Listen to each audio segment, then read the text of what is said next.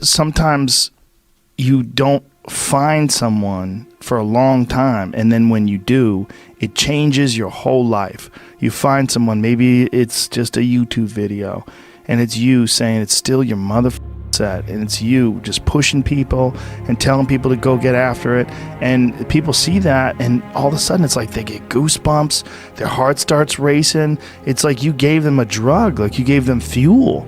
And then they want to change their life. Then they want to watch you tomorrow. Then they want to watch you when they're at lunch break. They want to watch you they're taking a shit. They're watching you on their phone. But that's fuel, and you literally can change a person's life through that, because we need each other. I mean, it's one more piece of evidence that we need each other, that we have this sort of very strange, loose-fitted community of all human beings together. When someone like you does something that's exceptional and says something that's exceptional and has these inspirational words, it can change a person's whole life, change their whole path, change who they are. I've gotten so many messages from people that say, I lost 130 pounds. I did this. I got off sugar. I'm running every day. I hit the gym 5 days a week now. I'm a different person. I'm drinking water. I'm exercising. I take vitamins. I'm eating healthy. I got more juice. I got more energy. My whole life is different now. There's something beautiful about that, though. Like you can't just go it alone. You really do need each other. And like if you accomplish everything you ever want to accomplish, but nobody's there with you, nobody cares, nobody likes you, that don't mean shit. Yeah. It's useless. Absolutely. Like, love is the most important thing. That sounds so cliche, but without love, it's all useless. Yeah. It's all useless. There's no personal satisfaction in accomplishments if nobody loves you. You're not going to enjoy it. And the more you can spread positive energy, the more people will love you. The more you'll have that community of love. That's so important for people to hear, though. Yeah. That they are you, but that they can be someone like you, too, if they put in the kind of time and effort that you put in. That's the real message. The real message is we all started from nowhere. I mean, we all had bullshit jobs. We all felt like losers. But through time and effort, you build a stronger human. You build a stronger body. You build a stronger mind. You build accomplishments and will and momentum. And then you look back and you go, hey, man, I'm not washing tables anymore. I'm not washing dishes. I'm not cutting lawns. I'm not digging ditches. I'm a different person now. But I used to be. The hard part is getting up that fucking hill. Especially if you got a dad you're hiding from. Especially if you feel like you're a loser. Or you never really had anything in your life that you could look back on and say, hey, I was really good at that. And there's a lot of people out there listening to this. There's so many people that are in that starting point.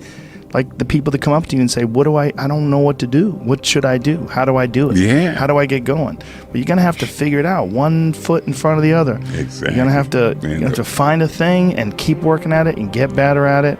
From learning how to do that, you get better, and then you realize, damn, I can get better at anything. But if you could just find a thing and work hard at that thing, you'll realize through that thing that you can get good at anything with time and effort. I think it's a management issue. I think a lot of what happiness is a management issue, and decisions that you're making right now, like you could be in a shit state of mind right now, but you could make some decisions to adjust that, and over the next couple hours, you'll get to a much better place. This is something I've cultivated for a long time and avoided things that make me unhappy and figured out what those things are and been very rigid about eliminating them from my life. And one of the big ones is eliminating interactions with people that are negative. That is gigantic. And because I've realized that I'm not really as independent as I used to like to think I was. I used to like to think that my thought process was independent and that I don't give a fuck what anybody thinks.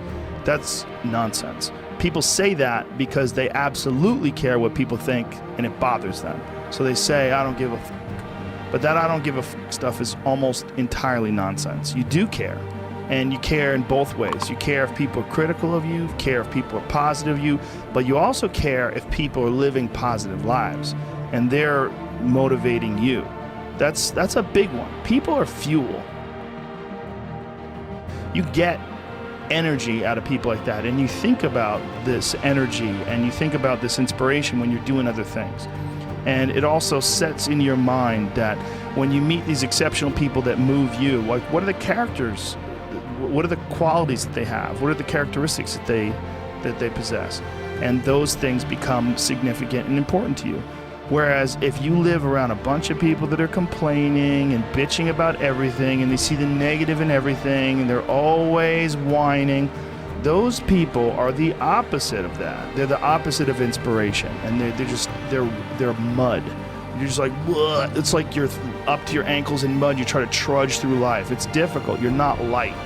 It's not pushing you. There's not a wind at your back. The wind's in your face, and it's rough, and over time I've learned that these people, you're not going to fix them. I used to want to fix them when I was young. I used to want to go, hey man, I see what you're doing. Like, dude, don't do that anymore. Listen, just do this and stop doing that and start doing this. And if you just work towards this, you could be successful. And then a week later, the guy's doing the same shit. You're like, okay, right. I'm wasting a significant amount of my energy on someone who doesn't want to waste any of their energy on themselves. And so managing the community and the tribe that you're in, making sure that you're a good member of that tribe, that you're doing your part. You see a lot of people that are, talking about how to get ahead in life, but they're not really doing anything themselves. So there's a lot of cynicism involved in that. But there's also sincerity in it. And you can get, if you just look at it with a pure heart and a pure mind, you can get a lot of energy out of that. And when you're around happy, inspirational people that are successful, it makes you feel better and you get inspired. And if you act on that inspiration, your life will be more fulfilled. And it's not just inspirational in terms of financial success, but in terms of doing difficult things, whether it's running 100 miles, it doesn't pay you a goddamn thing other than the wealth of the knowledge that you can push yourself to such an extreme, or anything else, whether it's someone who becomes really good at playing chess or someone who's really good at martial arts or whatever it is. There's a great feeling in these overcoming these difficult things, because life is never this just constant state of I'm at a 9 all day, and when I'm with my wife I hit 10, yay, and I stay like that. That's not real. But then when it comes out of it, then you have this reward. So you push through this, and you had these uncomfortable feelings, and you came out of those uncomfortable feelings with this newfound appreciation for time and this respect for your own existence in your own space and carving out 3 hours for yourself a day. That's where it all comes from. It all comes from life lessons, and the lessons are learned through struggle. And I think that there's a lot of people out there that think somehow or another you're going to get to some place where you're living in silk sheets and you're getting your toes done while someone's dropping grapes into your mouth. I don't want that. I've never wanted that. That guy's not going to be happy. He's going to be bored. An hour into the grapes, you're going to get those fucking grapes away from me. Stop painting my toes. What am I doing in this bed? I got to do something. I'm not stimulated. The human organism, the animal that we are, needs constant stimulation because it evolved trying to find food and escape enemies, and find shelter, escape nature, escape the elements, try to survive. And this is the great joy that you have in taking care of your children, that you can protect your children from the elements and the enemies and feed them. And it's also the great sadness that you see in losers. When I see a loser, I see some guy who's 43 years old, lives in his parents' basement, and he fucking hates the world. I'm like, that was a baby.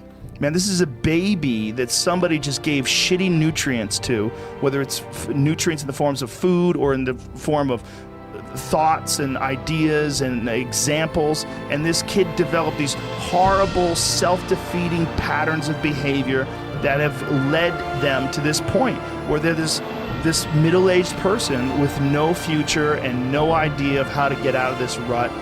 This is the world that we live in today. And I think part of that world is because we have been fed this line of horseshit that you're supposed to seek comfort. And I don't think you are. I think you're supposed to seek lessons, and you're supposed to seek difficult tasks and accomplishments. And through those things, and through doing things that are hard to do, through that struggle, I will now have a better day, and I better can do it again tomorrow. Because if I just think, well, tomorrow I'm just going to coast and eat Twinkies and watch TV. Oh, hello, sadness, my old friend. Hello, depression. Because when you're not doing anything, you feel like shit. And that's just a part of being a human being. And we can pretend that we're something other than what we really are. And we can pretend, nah, me, man, I'm just cool, just chilling, doing nothing.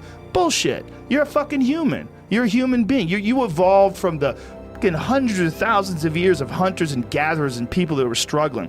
Those human reward systems are carved deeply into your DNA. And if you don't respect that, if you don't respect the mechanism of happiness and fulfillment and what you really need to do in order to feel satisfied in life, camaraderie, love, family, friendship, struggle, testing yourself, learning, all those things are imperative. They're all a giant part of being a person.